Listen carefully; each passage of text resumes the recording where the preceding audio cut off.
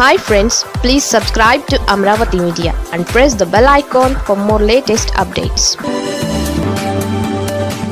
TDP కంచుకోటపై జగన్ గురి తెరపైకి ఆ సీనియర్ నేత ఫ్యామిలీ. వైసీపీ ఆవిర్భవించిన తరువాత 3 ఎన్నికలు జరిగాయి. 3 ఎన్నికల్లోనూ ప్రకాశం జిల్లా పరుచూరు నియోజకవర్గంలో వైసీపీ ఓడిపోయింది. ఇక్కడ కమ్మ సామాజిక వర్గం ప్రాబల్యం అధికం. అందుకే ఆ సామాజిక వర్గం నేతలను బరిలో దించిన వైసీపీకి లాభం లేకపోయింది. అందుకే ఇప్పుడు జగన్ వ్యూహం మార్చారు. కొత్తగా రెడ్డి సామాజిక వర్గం నేతను బరిలో దించారు. మాజీ మంత్రి గాదే వెంకటరెడ్డి కుమారుడు మధుసూదన్ రెడ్డికి నియోజకవర్గ ఇన్ఛార్జ్ బాధ్యతలు కట్టబెట్టారు. మొన్నటి ఎన్నికలలో వైసీపీ నుంచి పోటీ చేశారు ఎడం బాలాజీ. ఎన్ఆర్ఐగా గుర్తింపు పొందిన బాలాజీని అనూహ్యంగా ఎంపిక చేశారు జగన్. అప్పటి వరకు నియోజకవర్గ ఇన్ఛార్జిగా ఆమంచి కృష్ణమోహన్ ఉండేవారు. చీరాలకు చెందిన ఆయన అయిష్టతగానే పరుచూరు బాధ్యతలు చూసుకునేవారు. అయితే చీరాల టికెట్ ఆశించిన కృష్ణమోహన్కు జగన్ ఛాన్స్ ఇవ్వలేదు. దీంతో ఆయన కాంగ్రెస్ పార్టీలోకి వెళ్లారు. అందుకే పరుచూరుకు కొత్త అభ్యర్థిని వెతకాల్సి వచ్చింది.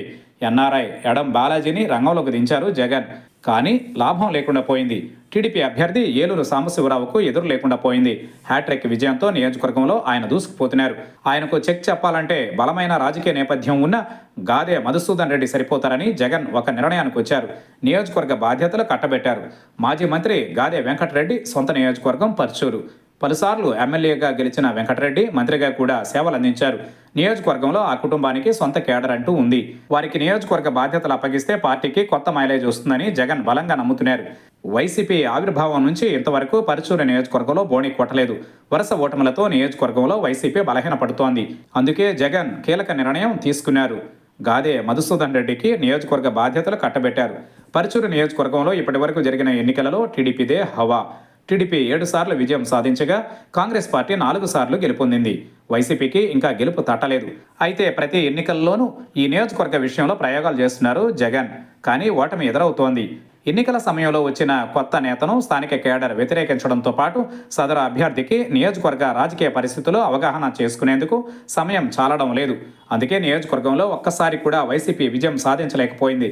పైగా టీడీపీ ఎమ్మెల్యే ఏలూరు సాంబశివరావు జోరు మీద ఉన్నారు.